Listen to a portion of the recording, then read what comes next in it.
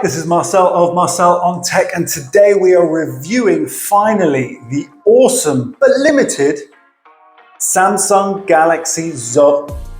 Hi, this is Marcel of Marcel on Tech, and today we are reviewing in full, although briefly, the Samsung Z Fold 5. Now, this device is probably the best folding phone on the market at the moment, but it's not the best for me. Let me explain to you why I have a problem with it and why I won't be keeping it as well. Let's get into it.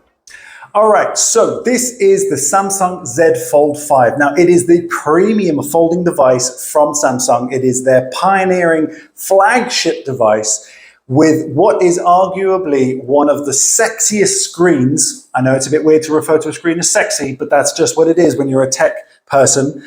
It's got one of the best internal folding screens of anything that I've picked up, and I just love the real estate. I love the design. I do like the material design on the exterior, the brushed metal. I do love the frosted back. I love the glass, the in-the-hand feel.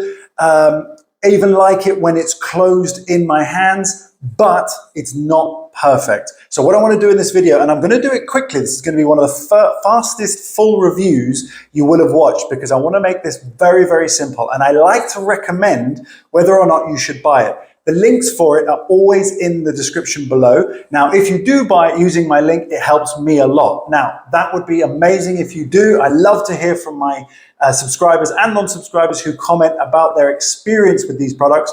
And of course, I would love for you to subscribe as well, because this channel is growing and I would really, really love to try and hit my target of 1,000 subscribers, ideally in the next month or so. So you can help me out with that. But getting back to the Z Fold 5. Let's talk about the design. So I really, really do like the metal sides.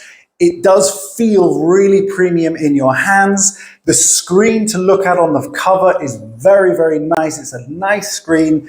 It's obviously 120 Hertz. It's very, very crispy. This infamous hinge is obviously really, really solid. I've never pinched myself. Some people have asked me whether I pinch myself.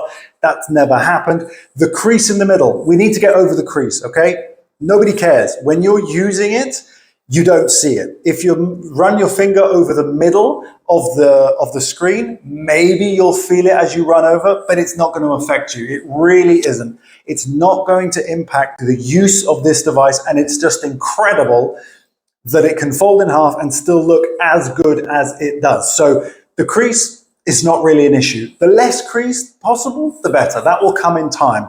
But otherwise, design-wise, it is very, very nice. Now, unfortunately, with the enormous camera bump on the back, it doesn't lay flat when you put it down on a surface. It absolutely wobbles, but you're probably going to put a case on it like I did anyway. So design-wise, I like it, but there is one major problem, and that is, for me, the front screen.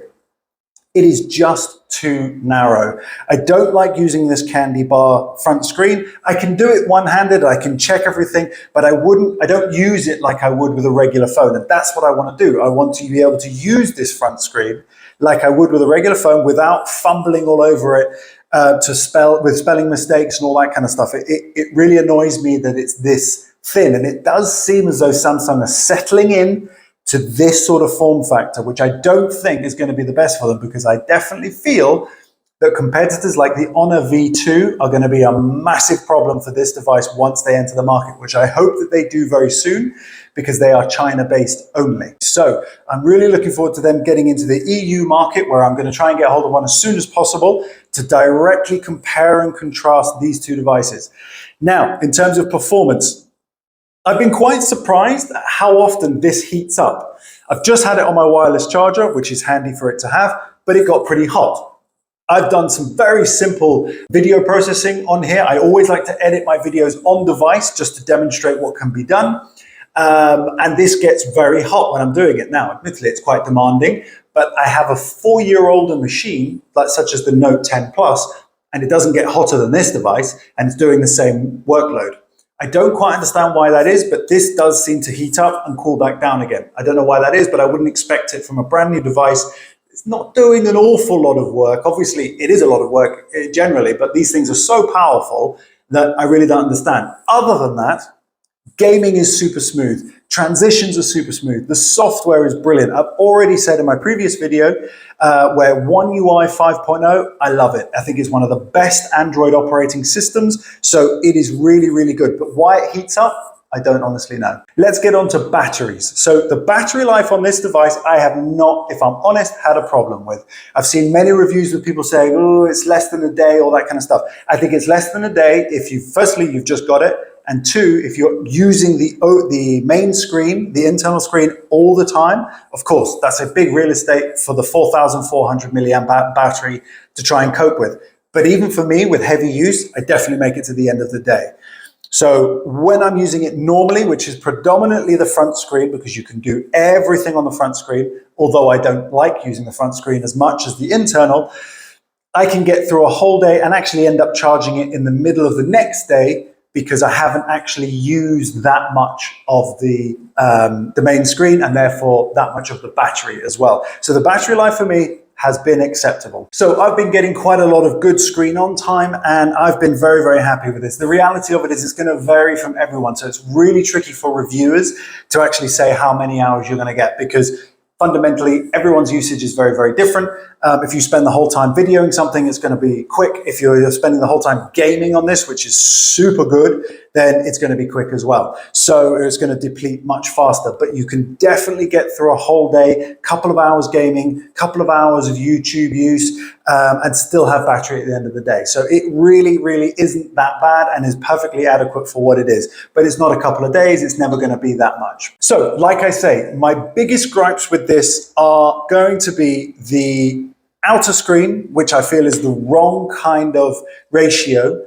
Because it is easy to hold in one hand, but it's very thick and you definitely notice it in your pocket. But I just don't like how compact it is. And then opening up without the case makes me nervous every time because it isn't grippy, but it does work. But the real estate on the inside is just gorgeous. I absolutely love this screen. So for this, but is it worth the $2,000 price tag? No, it's not, especially once there are things coming out. If you've got $2,000, you want to stick with Samsung, you do want to use DeX, which is a brilliant operating system, you do want to use One UI, which is also a brilliant operating system, then you should absolutely get this device because you won't be disappointed. What you might be disappointed with are the cameras. Now, the cameras are acceptable. Selfie videos, close up, good light, fine. Anything that requires more than a 10x zoom is really weird. For some reason, I was testing this out at the beach yesterday and it just really struggles. It ends up looking like a picture, it ends up looking like a cartoon even, which is very, very odd. And I'll put some examples up on the screen, but it looks very, very strange. It doesn't look real. It doesn't look like a real image. Now I've used the S23 Ultra and that thing has amazing both computational and lens technology. So it's way, way better than this is. So why they didn't bother putting in the premium cameras into this device despite the price tag is very, very weird. However, close-up video, video of people in front of you is going to be good. Low light is okay. Again, not the best like the S23 Ultra, but it's very much okay. Is it going to be okay for the price tag? Yes, it's okay for the price tag. Should they have put better cameras in? Yes, absolutely, if you're going to pay $2,000 for a folding phone. So in conclusion, this is a fantastic phone. It's not worth 2,000 euros, but when it gets cheaper, it will absolutely be worth its money. But it will have massive competition from Honor when they release the V2, which hopefully will be in September. Then they should be a massive competitor to Samsung. And I hope they pay close attention to both the form factor and the fact that it has a bigger battery and the fact that it is slimmer than this device. So it really, really is about time that there is some decent competition to Samsung, who I love. So don't get me wrong. I love the UI. I love One UI. And I love the camera tech in most Samsungs. But this one, unfortunately, has disappointed me. So I probably won't be keeping the Z Fold 5 because I don't think it's worth the money. But if you would get it, please do let me know. Consider it. If you've got any questions, if you don't agree with me, put a comment below. I'd love to hear. And of course, as always, please subscribe. It would be great to see you on board and have a chat with you again soon. But otherwise, until my next video, see you very soon. Bye-bye for now. Try not to get too involved, but really it's breaking my heart. How you keep changing for him, never forget who you are.